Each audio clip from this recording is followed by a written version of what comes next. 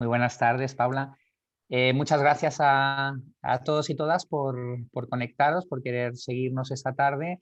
Sí, es lo que comentaba Paula. Realmente a mí es un mundo que me apasiona, el de la microbiota.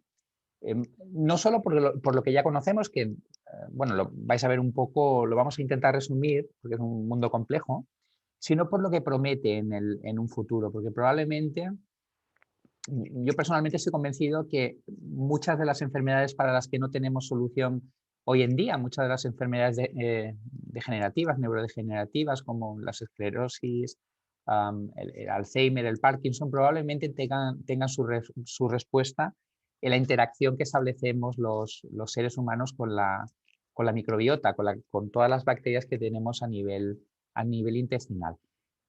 Vais a ver diapositivas que ayer lo comentábamos con Paula, quizás son un poco extensas, son un poco densas de seguir. Yo recomendaría, que aprovechando que va a quedar grabado el webinar, que sigáis un poco más mi explicación, porque me voy a centrar solo en los conceptos así esenciales. Y si os queda alguna duda o queréis profundizar en algún aspecto más en concreto, podéis buscarlo a posteriori en la diapositiva y evidentemente estamos abiertos. Sabéis que a través de Facebook podéis preguntarme cualquier duda que os quede y si la sé responder, pues intentaremos dar una solución. Vamos a comenzar, por tanto, con el mundo de la microbiota. Lo primero es situarnos, qué es esto de la microbiota. Pues, es evidente que no todas las células de nuestro cuerpo son propiamente humanas. De hecho, tenemos hasta 10 veces más eh, células externas o microorganismos que células humanas propiamente dichas. Esto que sería un verdadero órgano exógeno, como veis aquí, cuyo peso aproximado ronda el kilo o a 2 kilos de peso, nos permite una serie de funciones o de beneficios que hasta hace pocos años pues, no habíamos estudiado. Pensábamos simplemente, tenemos unas bacterias en el intestino, hemos de mantenerlas a raya y para de contar, y cuando nos den algún problema, pues dar algún antibiótico e intentar eliminarlas. Pero desde hace un tiempo, desde que somos capaces de analizar algunas de las sustancias que produce esta microbiota, estas bacterias, pues nos hemos dado cuenta que algunas de ellas son muy interesantes o pueden resultar muy interesantes. Tenemos desde moléculas que pueden mejorar nuestra tensión arterial, moléculas que pueden mejorar nuestro síndrome metabólico, determinadas funciones pueden mejorar nuestra situación de diabetes o de colesterol, por ejemplo, o incluso pueden, lo veremos después, pueden mejorar incluso nuestro estado de ánimo. Como os digo, esto es una situación que conocemos desde hace relativamente pocos años, de forma que los que nos formamos en medicina, pues en mi época, en la época que me formé yo, ni siquiera considerábamos la microbiota como algo tan interesante. Simplemente nos quedaba pues esa idea. Tenemos unas bacterias que las tenemos que mantener a raya y para de contar. Y realmente se ha abierto a ojos de la ciencia, se ha abierto todo un mundo de posibilidades. Lo que os voy a presentar es, como os digo, es muy somero, muy sencillito, muy esquemático, pero os recomiendo, os animo a que consultéis libros como el que comentamos en el penúltimo webinar, me parece que fue, sobre la microbiota, porque vais a encontrar verdaderas maravillas y verdaderas sorpresas. Existe en muchos libros, en muchos tratados, se habla indistintamente de microbiota y microbioma, y en realidad son dos conceptos que no tienen nada que ver. La microbiota, bueno, sí tiene, en esencia proceden de las bacterias en realidad, pero nos estamos refiriendo, bajo el término de microbiota, nos estamos refiriendo a esas bacterias en cuestión, y el microbioma sería, hemos de pensar que estas bacterias tienen su propio ARN o su propio ADN, es decir, su propia cadena de información genética.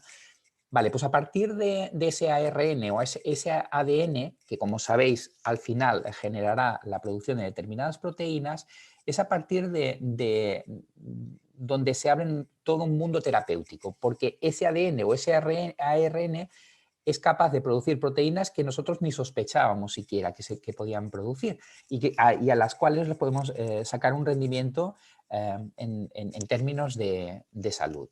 Entonces, cuando hablamos de microbiota, hablamos de las bacterias propiamente, de todo el conglomerado de bacterias, y el microbioma sería su ADN, la cantidad de ADN aportado por esas bacterias, que, como os digo, puede resultar muy interesante a nivel de investigación y a nivel terapéutico.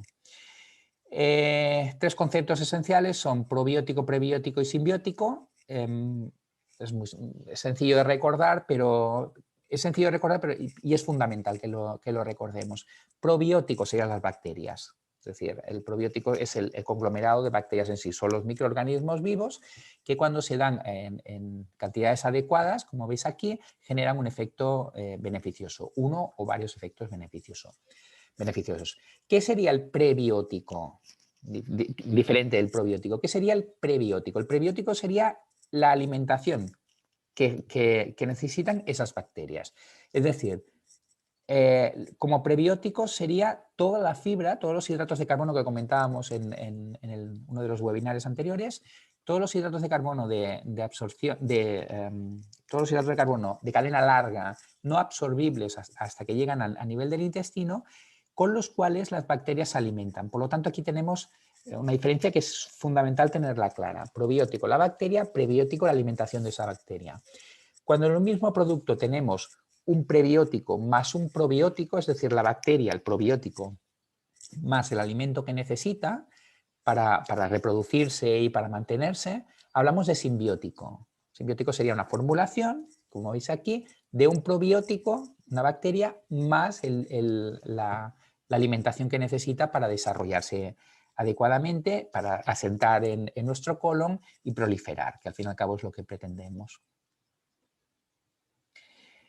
Algunas características de la microbiota, no hagáis caso al escrito, básicamente de aquí podemos resumir, nos tenemos que quedar con un par de ideas. Nuestra microbiota es más o menos, si hacemos las cosas bien durante la vida, nuestra microbiota es más o menos estable a lo largo de la vida, la podemos modificar relativamente si hacemos las cosas bien, es decir, entre un niño y ese mismo niño en su edad anciana, si va haciendo las cosas adecuadamente, las bacterias no se modificarán sustancialmente, no hay un cambio. Los cambios debidos a la edad son relativos, son en un porcentaje muy bajito.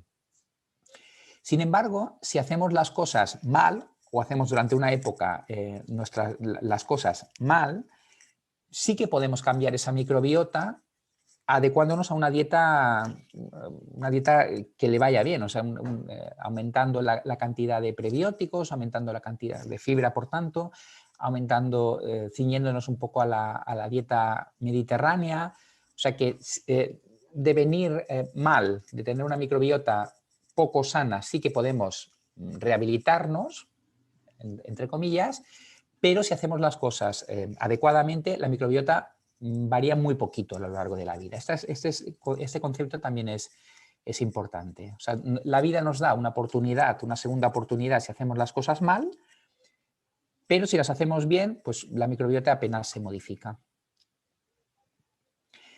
¿Cómo llegan esas bacterias ahí? Porque es fácil entender que el feto dentro del útero materno no tiene bacterias en su interior. Es decir, todo el entorno del útero es un entorno estéril, afortunadamente, porque si no se podría generar una infección dentro del útero materno y tendríamos un problema de infección del bebé que está todavía dentro de la barriga.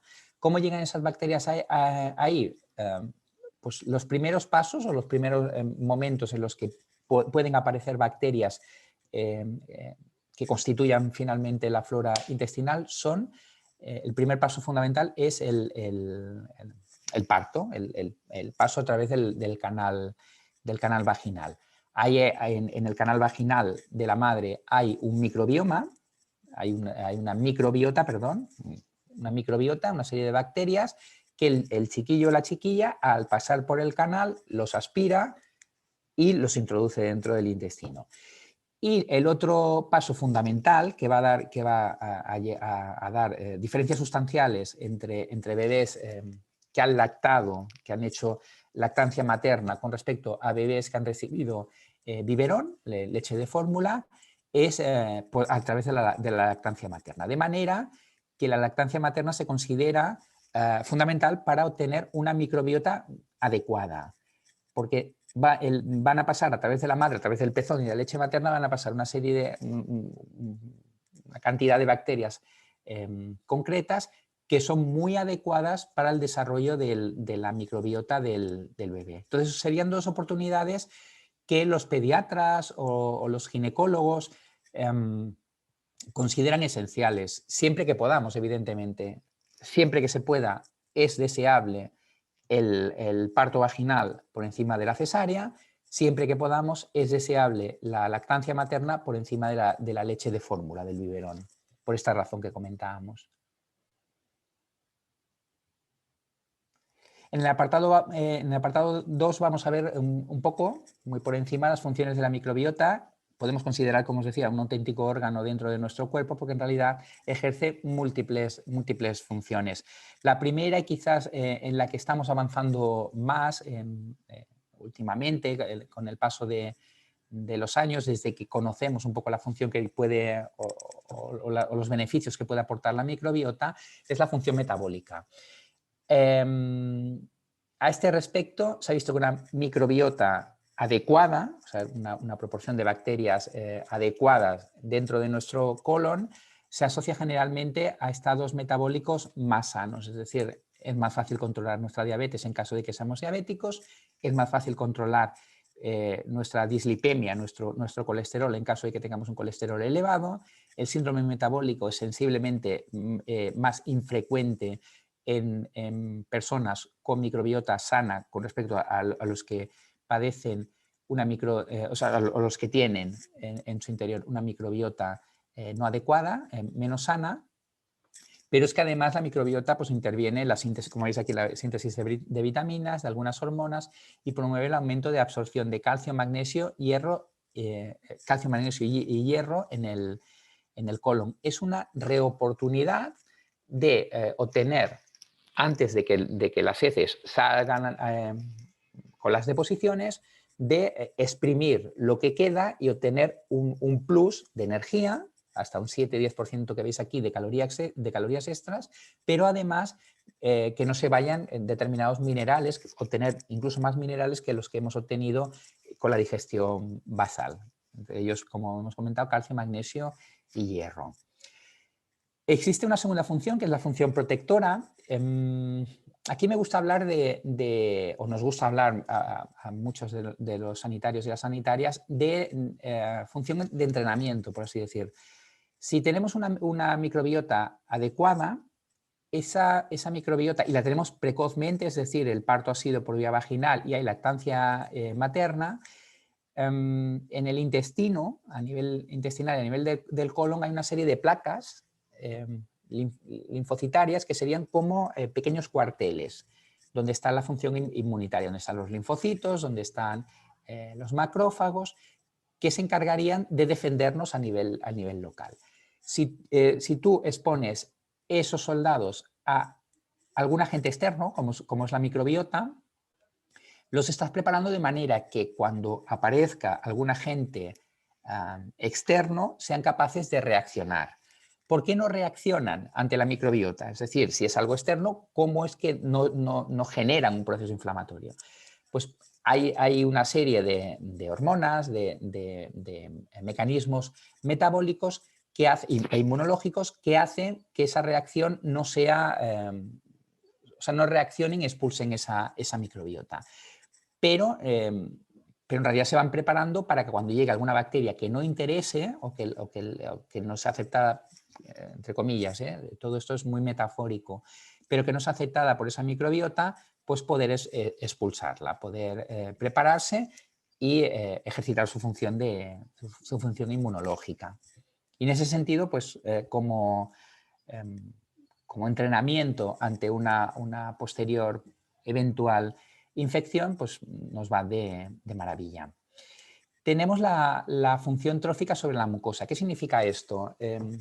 La mucosa, por desgaste, pensad que una mucosa es un acúmulo de células en realidad. Entonces, por desgaste, por el paso de alimentos, por los ácidos biliares, por el tránsito de la propia digestión, de los productos de la digestión, la mucosa se va pelando, se va atrofiando. ¿Qué conseguimos a través de la microbiota? La microbiota es capaz, a partir de fibra, de los polisacáridos, de los hidratos de carbono, aquellos de cadena larga, que no son absorbidos, o tienen una serie de elementos de ácidos grasos de cadena corta, que es la AGCC que veis aquí. Son unos ácidos grasos de cadena corta que los obtienen las bacterias y nosotros no somos capaces de obtenerlos a partir de esa digestión. Los obtienen las bacterias, la microbiota, y esos ácidos grasos de cadena corta se encargan de los orificios que pueda tener la mucosa intestinal, cerrarlos. A modo de ladrillo, cerrarlos y regenerar la mucosa, de forma que vamos a tener menos procesos invasivos, es decir, cuando entra alguna bacteria a nivel intestinal, lo va a tener más complicado a la hora de pasar a la sangre y generarnos una infección generalizada si tenemos una microbiota adecuada y le hemos dado la fibra necesaria para que produzcan estos ácidos grasos de cadena corta. Pensad que una mucosa especialmente permeable va a permitir el paso de las bacterias que comentábamos y puede generar una infección generalizada, pero además determinadas proteínas que normalmente se quedan en el intestino no son reconocidas, pero salen con las heces y no hay ningún problema, pueden llegar a la sangre reconocerlas como proteínas externas y generarse algún proceso inmunológico, alguna enfermedad autoinmune, por ejemplo, algún proceso alérgico, algún proceso irritativo, por ejemplo, algún proceso inflamatorio procedente al localizar una proteína que no corresponde al cuerpo y no ser capaces de expulsarla. Esto, si cerramos la mucosa, si sellamos la mucosa con los ácidos grasos de cadena corta, lo evitamos todos estos procesos. Y luego el tan manido, pero que es un concepto que a nosotros nos ha dado una nueva perspectiva, el denominado eje intestino-cerebro. Como sabéis, la serotonina sería la hormona, se llama la hormona de la felicidad, porque en realidad sería la hormona, la carencia de la cual se traduce en síndromes depresivos, en ansiedades generalizadas, en cuadros distímicos, por ejemplo. Bueno, pues esa serotonina se puede producir en el cerebro, podemos potenciarla con los antidepresivos que tenemos los médicos de atención primaria, bueno, los psiquiatras y demás. Se puede potenciar con los antidepresivos, paroxetina, citalopram, sertralina, por ejemplo, pero pensad que hasta el 95% de la serotonina que tiene el cuerpo la produce la microbiota. Por lo tanto, si tenemos una microbiota adecuada, no cualquier bacteria, sino la microbiota que, como veremos después, las bifidobacterias y los lactobacillus, que serían la microbiota deseable en nuestro colon. Por lo tanto, es una oportunidad inmejorable para mejorar, valga la redundancia, nuestro estado de ánimo simplemente aportando microbiota y aportando fibra, y a través de la alimentación, potenciando esa microbiota a través de la alimentación. Bueno, pues esto que parece ciencia ficción, la verdad es que nos ha abierto una vía terapéutica brutal, porque estamos dando muchísimo antidepresivo que seguramente podríamos evitar simplemente potenciando la microbiota adecuada. Y veremos que en ese sentido el ER tiene un producto excepcional, que ya lo comentamos, me parece, en el último webinar, pero que yo desde que vi el catálogo me quedé prendado de este producto porque nos da todas estas oportunidades que estamos viendo aquí. Volvemos un poco a un concepto que habíamos comentado al principio de la charla, que es que una dieta adecuada puede modificar la microbiota intestinal. Es decir, si nosotros damos la dieta adecuada y la microbiota también es la adecuada porque la hemos ido cuidando, porque la hemos aportado a través del Pro12, por ejemplo, vamos a padecer menos síndromes metabólicos, va a ser más fácil controlar nuestro azúcar, nuestro colesterol, pero además podemos actuar sobre cuadros como la depresión, la ansiedad, la fobia social, el trastorno adaptativo a largo plazo, un trastorno adaptativo crónico, por así decirlo. Por lo tanto, se nos abre una ventana terapéutica fenomenal. Yo estoy tirando bastante de ella. He de deciros que la consulta antes de plantearme un antidepresivo, que quizás es la solución más sencilla que tenemos los médicos, ¿no? Una modificación dietética, la verdad es que vale la pena. Muchas veces el hándicap que tenemos es que la persona que viene a la consulta ya tiene el trastorno lo suficientemente desarrollado como para que ya no se pueda permitir las 2 o 3 semanas que nos va a llevar esto o el mes que nos va a llevar esto. Pero los que estamos relativamente sanos en ese sentido, yo os animo a que utilicéis probióticos, a que utilicéis fibra, a que consumáis mucha verdura, a que consumáis la fruta con piel, a poder ser, siempre que podáis, porque vuestro estado anímico lo notará sin duda.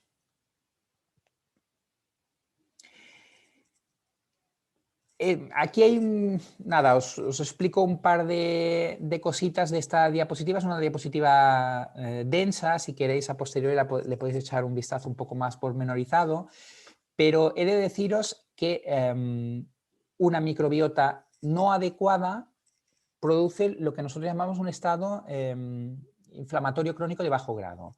Es decir, produce la LPS que veis aquí, los lipopolisacáridos, que serían moléculas, que serían una mezcla de lípidos, de grasas y de hidratos de carbono, que en realidad son muy parecidos a moléculas proinflamatorias que genera el cuerpo en las condiciones en las que necesita generar una inflamación, ¿no?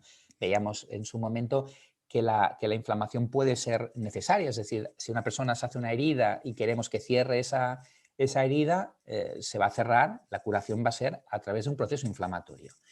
Bueno, pues hay determinadas moléculas que son las que ponen en marcha el proceso inflamatorio.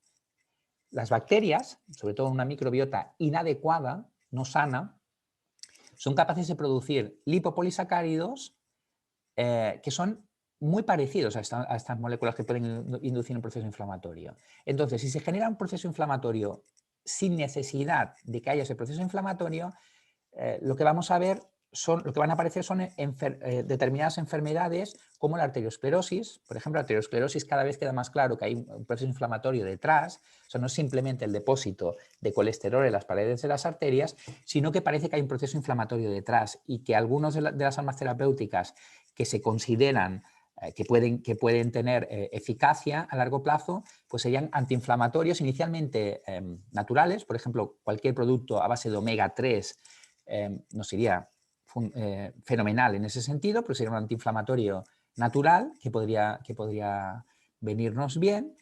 Pero bueno, arteriosclerosis, síndrome metabólico, por ejemplo, las enfermedades neurodegenerativas que comentábamos antes y en algún otro webinar, pues también podrían tener un componente inflamatorio crónico de bajo grado que las justifique. Por lo tanto, nos interesa tener una microbiota adecuada para intentar evitar, como mínimo, que se desencadenen algunas de estas entidades. Básicamente, la idea que os tiene que quedar de esta diapositiva es un poco esta. Es compleja, ¿eh? El concepto inflamación crónica de bajo grado es un concepto que se está instaurando cada vez más en ciencia, en medicina, en nutrición, por ejemplo, y que probablemente justifique también con el paso del tiempo algunas de las enfermedades que no tenemos bien claro cómo se producen, ¿no? Que sabemos que se acaban produciendo. Por ejemplo, la diabetes sabemos que lo que acaba habiendo es un problema de insulina, en la cantidad de insulina que necesitamos para toda la vida. El páncreas, como cualquier órgano, deja de producir insulina de manera progresiva, es decir, se agota, por así decirlo, y a partir de entonces se desencadena la diabetes. Bueno, pues podría ser que hubiese, o podríamos, probablemente de aquí a unos años podamos justificar el desarrollo de la diabetes, por qué una diabetes aparece antes en determinadas personas que en otras, o por qué más rápidamente necesitamos insulina y en otras personas podemos tirar de medicamentos sin necesidad de insulina. Probablemente haya detrás de la explicación ¿no? El concepto de proceso inflamatorio crónico de bajo grado. Se sabe también, estos son simplemente ejemplos, quedaos con que hay variabilidad en ese sentido, no es necesario que os quedéis con los tipos de bacterias que hay, pero se sabe que que según las dietas la dieta que ingiera la persona, van a haber una cantidad de bacterias concreta o van a haber otras bacterias. Y hay algunas que nos interesan que estén, por ejemplo, y hay otras, como ves aquí en el caso del Clostridium perfringens, el Clostridium difficile, la Escherichia coli que veis abajo, que no nos interesan que estén porque puede generar determinadas infecciones. O sea que podemos incidir sobre la microbiota a través de la dieta. Como veis aquí vais a encontrar bifidobacterias y lactobacillum asociados a las dietas más saludables, a la presencia de hidratos de carbono complejos, sería...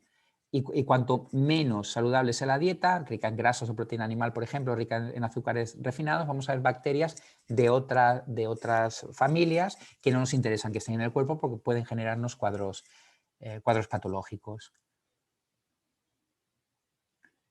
La fibra.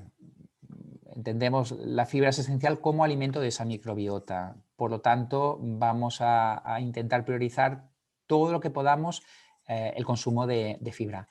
Fibra soluble, fibra insoluble, sabemos que lo deseable es la fibra soluble, que es la que puede utilizar las bacterias y convertirlas en los ácidos grasos de cadena corta que comentábamos antes, ¿no?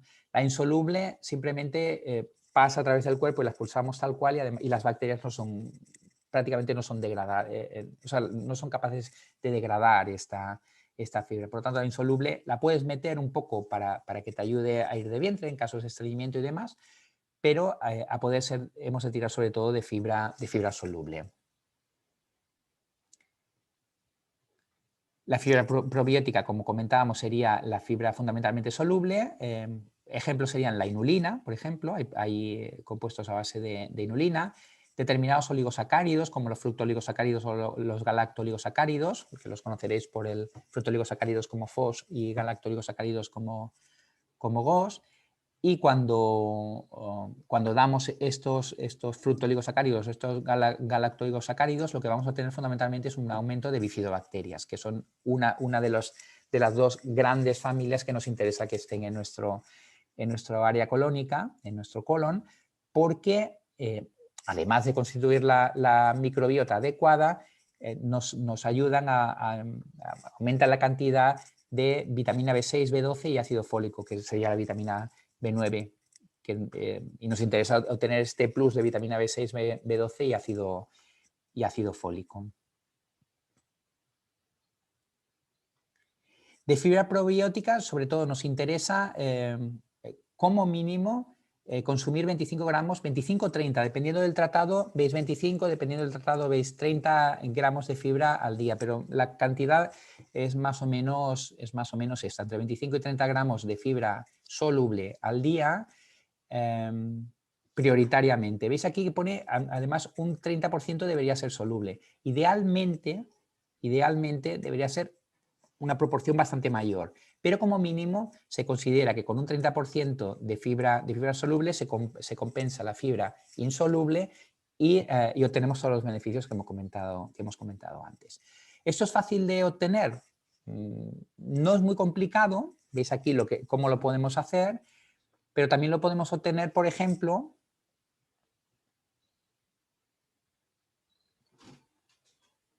no es esta diapositiva.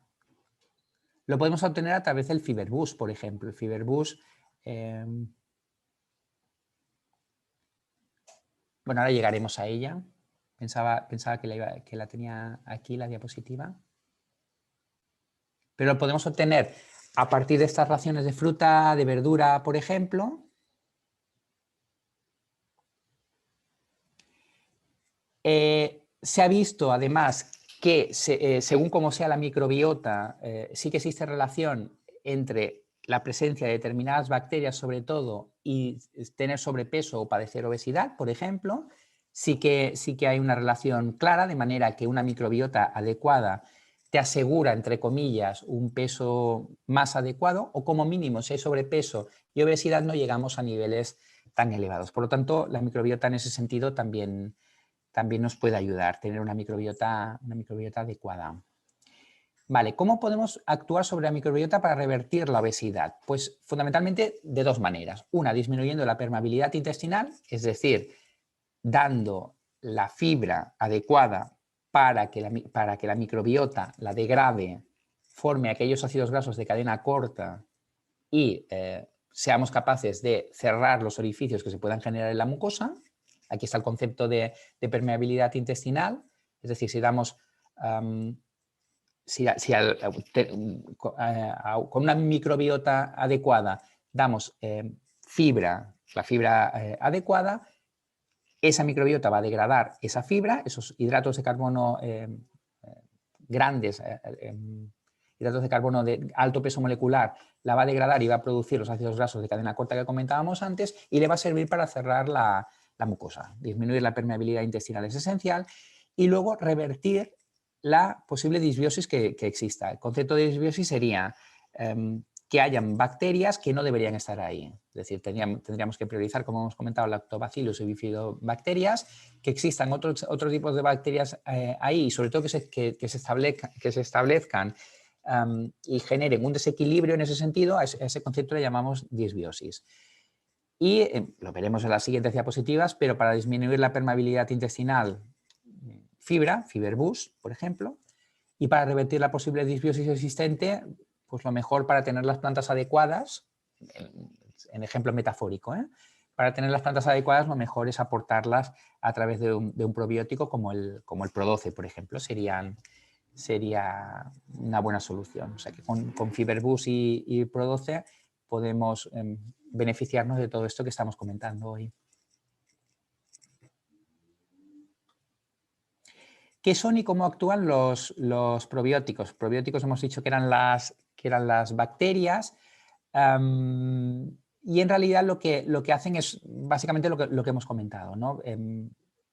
Se establecen una serie o sea, establecen un hábitat, por así decirlo, y evitan que proliferen bacterias que pueden resultar dañinas para nuestro organismo. Esa sería quizás la función protectora, la función defensiva, que es quizás la más conocida hasta la fecha, pero además generan a través de su microbioma, recordar, el microbioma sería el ADN de esas bacterias, se genera una serie de moléculas que pueden ayudarnos a revertir el síndrome metabólico, los procesos inflamatorios crónicos de bajo grado, generan esas bacterias también serotonina que pueden ayudarnos en el estado anímico, y vaya, todos son beneficios. Si la microbiota es la adecuada, todos son beneficios. A la que aparece alguna bacteria que desencadene un desequilibrio, una disbiosis, como comentábamos, sobre todo si prolifera, puede pasar la barrera intestinal, llegar a la sangre y producirnos pues, cuadros infecciosos a todos los niveles. Hablábamos antes de la Escherichia coli, por ejemplo. La Escherichia coli es la causa más frecuente de infección urinaria. Y la infección urinaria nosotros en las consultas lo vemos muchísimo, sobre todo en mujeres. Por lo tanto, y una de las dianas terapéuticas que se plantean cada vez con más insistencia es cambiar la microbiota de manera que esa Escherichia coli, que generalmente está a nivel de colon, la podamos mantener a raya, no pase a la vía vaginal y genera de la vía vaginal hacia la uretra y generar infecciones urinarias. O sea que aquí se abre toda una diana terapéutica. Aquí tenéis resumido las tres ideas fundamentales de cómo actúan los probióticos: el efecto antimicrobiano, porque mantienen a raya las bacterias que podrían generarnos cuadros infecciosos preocupantes; aumentan la función de barrera a través de la producción de los ácidos grasos de cadena corta que veis aquí, que serían como hemos comentado, los que taparían los orificios a nivel de la mucosa y evitarían una hiperpermeabilidad de la mucosa que nos podría generar pues, cuadros también infecciosos, cuadros alérgicos, inmunitarios. Y el efecto inmunomodulador, pues un poco volvemos al ejemplo que comentábamos antes del sistema defensivo. O sea, lo que estamos haciendo es entrenar al sistema inmune, estamos exponiéndolo a agentes externos, lo estamos entrenando de manera que cuando vengan bacterias que nos interese eliminar, pues sean capaces de desencadenar todo el proceso antiinfeccioso. Tienes aquí el tejido linfoide asociado a las mucosas, lo que comentaba antes, las placas aquellas donde están los linfocitos, los macrófagos y demás, que son las que entran en contacto con el germen y desencadenan todo el proceso a través de mediadores de inflamación, desencadenan todo el proceso inflamatorio que va a llevar a la expulsión de la bacteria dañina o nociva. Bueno, pues llegamos ya a los productos, tenemos Pro12, como os digo, quizás es el producto que más gratamente me ha sorprendido. Me ha sorprendido muchos, la verdad es que todavía no los conozco todos, llevo poquito tiempo en ese sentido, pero a este le tengo especial admiración porque creo que es un producto muy completo, que además, las repasaremos en las diapos siguientes, tienen bacterias, cepas de bacterias de las dos familias más importantes, Bifidobacterias y Lactobacillus, y es un producto al que le podemos sacar un rendimiento tremendo. Sería sembrar las bacterias que queremos tener en el colon, sembrarlas a través de un producto y simplemente tomar una cápsula y asegurarte que las bacterias adecuadas entran al organismo, yo lo veo algo tan sencillo de realizar que me parece raro que la gente no lo haga de manera más generalizada. Las bacterias que vamos a encontrar en Pro12 son estas que veis aquí. Estas 5 primeras son de la familia de las bifidobacterias, estas 6 son lactobacillus y luego tenemos el Streptococcus thermophilus, que pese a pertenecer a la familia de los streptococos, ayuda los estreptococos, pensad que, por ejemplo, son las causas fundamentales de las faringoamigdalitis, de las placas de pus en las amígdalas, el neumococo, que es el principal agente causante de la neumonía, sobre todo en gente joven y demás, es un estreptococo. O sea que generalmente son nocivos y resulta que tenemos un estreptococo de la familia que es un poco la oveja negra dentro de o sea, que es beneficioso y está incluido en Pro12.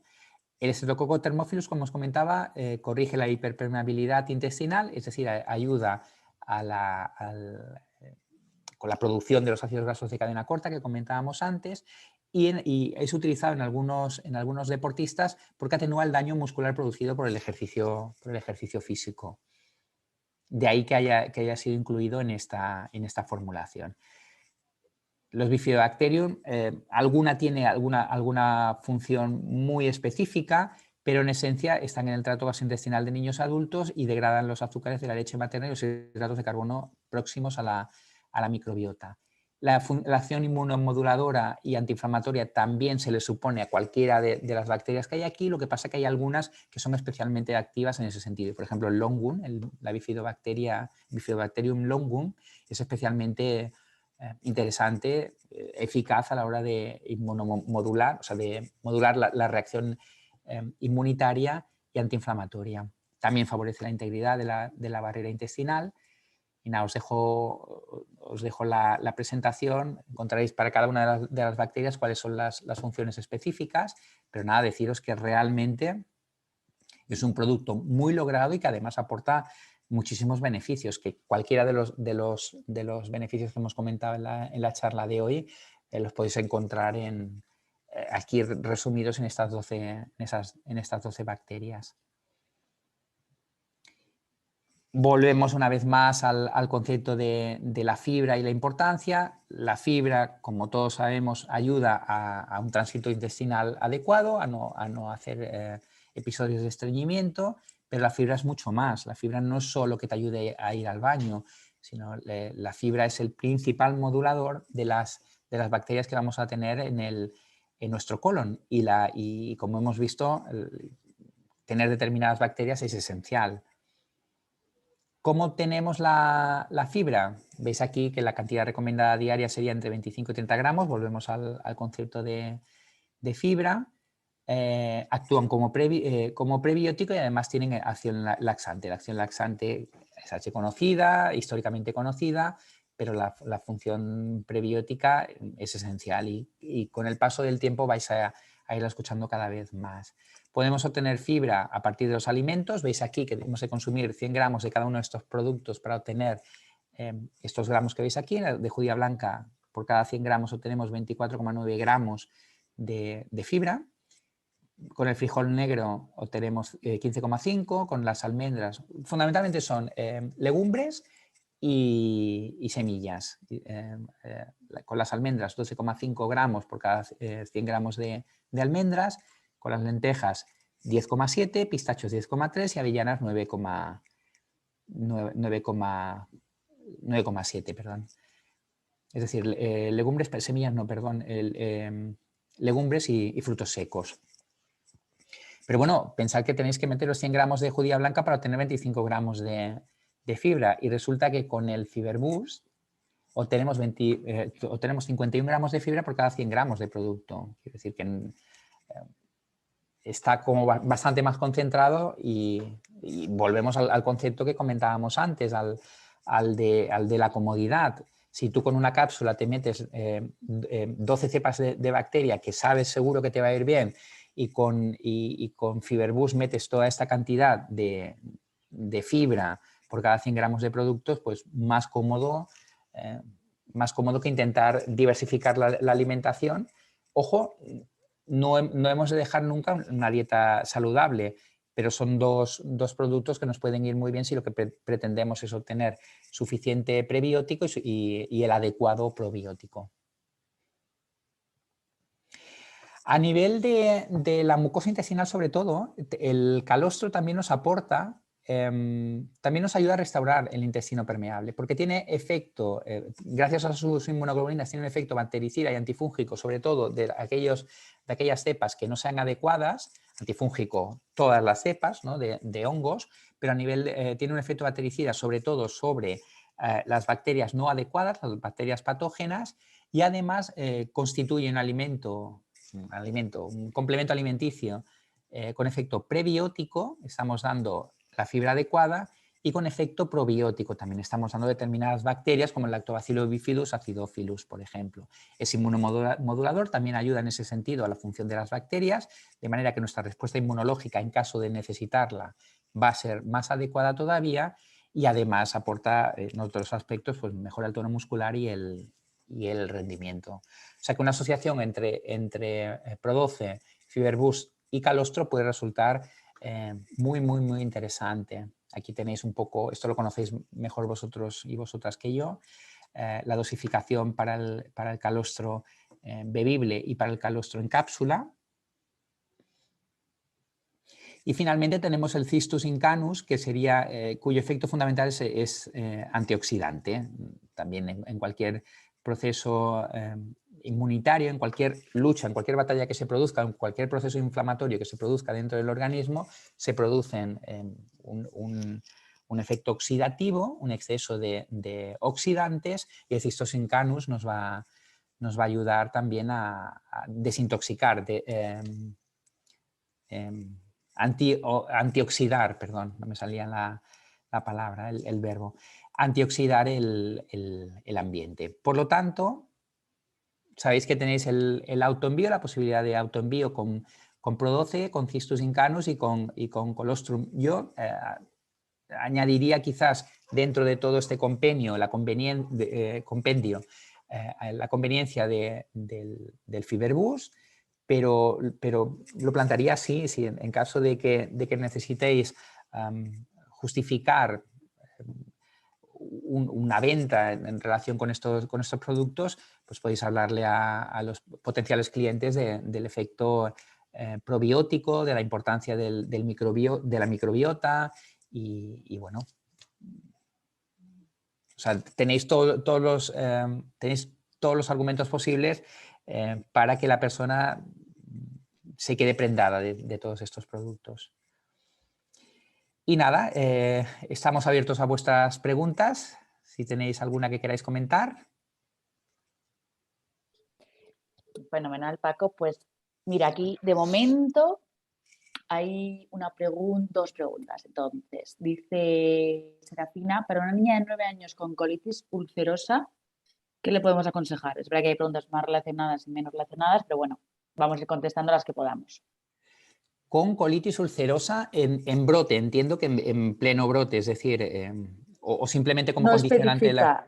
especifica, no especifica. Pero bueno, puedes decir un poco en resumen ambos casos y así a ver si podemos ayudarla.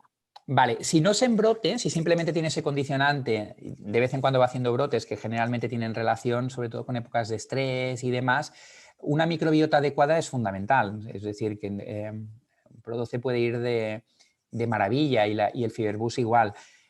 Si no está en brote. Si está en brote, el principal problema que tenemos es que la permeabilidad de la mucosa está dañada, es decir, lo que se van a producir son úlceras a nivel de las úlceras generalizadas, muy extensas a nivel de la mucosa, y ahí meter una bacteria, yo no me metería en ese mundo porque pensad que la permeabilidad con la microbiota ya no la vamos, o sea, la permeabilidad simplemente con la microbiota que tenga esa persona, esa niña, no va a ser capaz de restituir esa mucosa, porque es un proceso, o sea, para que nos entendamos, una colitis ulcerosa en realidad es una aparición de úlceras a nivel de la mucosa del colon, pero úlceras muy extensas, muy grandes de tamaño, que sangran, a veces son bastante profundas, y en una situación así meter una bacteria, aunque sea beneficiosa, nos puede dar problemas.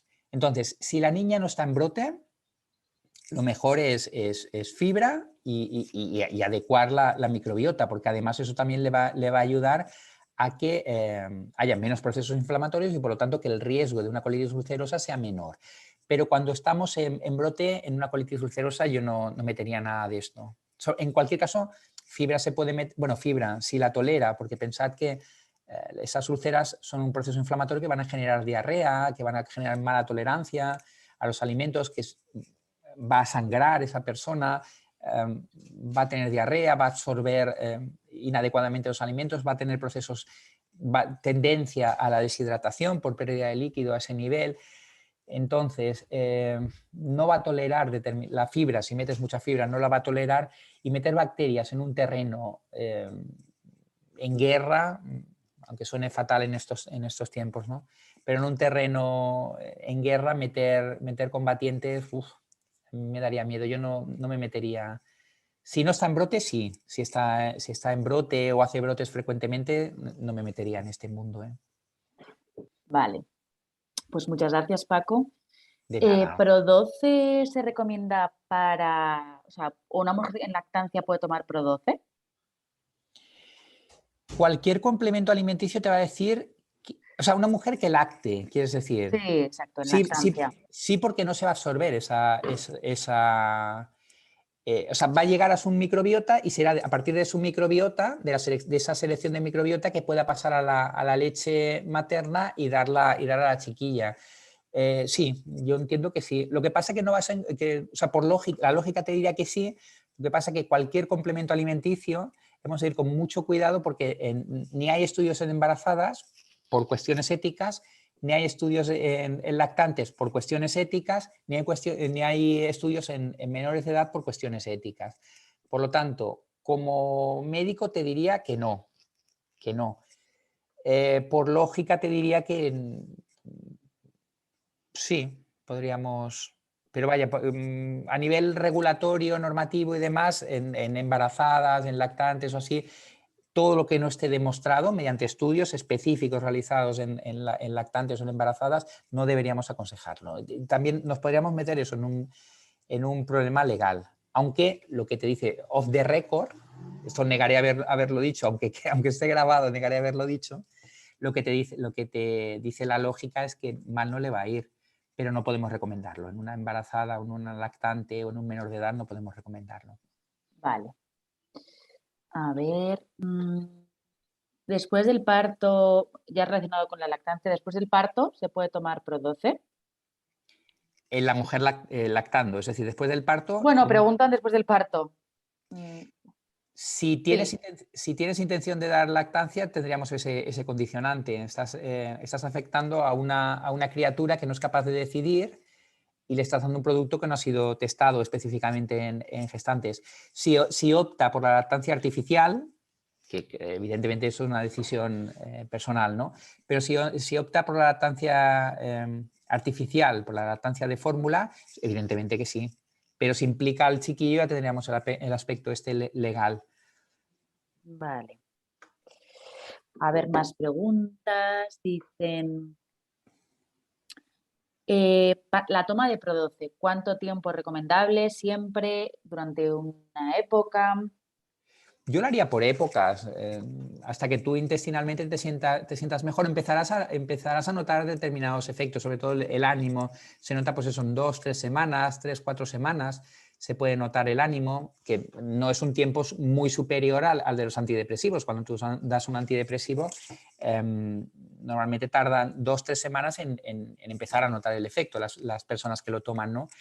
Yo haría hasta que notes el efecto de lo que pretendes compensar, y si es a nivel de salud, yo haría pequeñas tandas, igual un mes, después, si vas haciendo la dieta adecuada, evidentemente, ¿no? Pero si vienes una dieta horrorosa y quieres reponer, yo haría un mes, mes y medio, 2 meses, por ejemplo, haría periodos de... O sea, has sembrado ya, no, tampoco tiene sentido, esto vamos a entenderlo como un terreno en el que siembras determinadas semillas. No hace falta que vayamos sembrando de manera sistemática. Sembramos unas pocas, dejamos que crezcan, vemos si el terreno es el adecuado o no, y si es el adecuado, si nos queda algún huequecillo, sembramos ahí.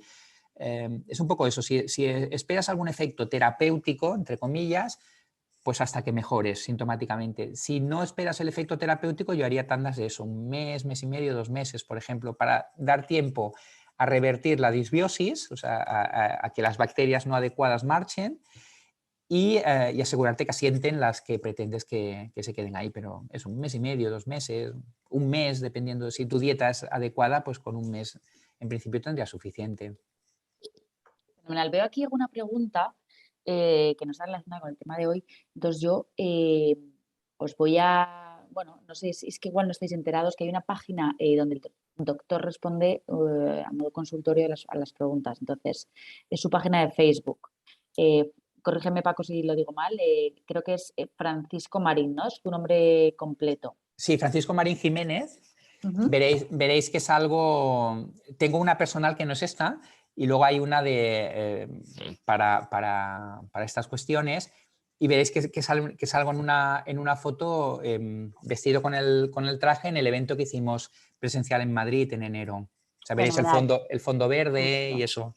Y entonces ahí podéis hacerle preguntas relacionadas, porque normalmente solemos hacer preguntas relacionadas con el tema del día en concreto, ¿vale? Si es una pregunta más personal o de un caso particular, yo recomiendo, por favor, y os pido, por favor, que lo hagáis en consultorio. Luego, nuestra idea es publicar esas preguntas y archivarlas en alguna web para que bueno, estoy fatal, las preguntas que se repitan, bueno, pues estén ahí archivadas y grabadas pues, por orden de patologías, por orden de productos que puedan ayudar, etcétera. Así que escribirle por Facebook y él les contestará lo antes posible. Y dicho esto, Paco, pues nada, despedirnos hasta el siguiente webinar a final de mes. Y muchísimas gracias, Ilse, a ti también. Muchas gracias, Ilse. Buenas tardes a todos, gracias. Nos vemos. Gracias por haber estado al otro lado. Muchas gracias.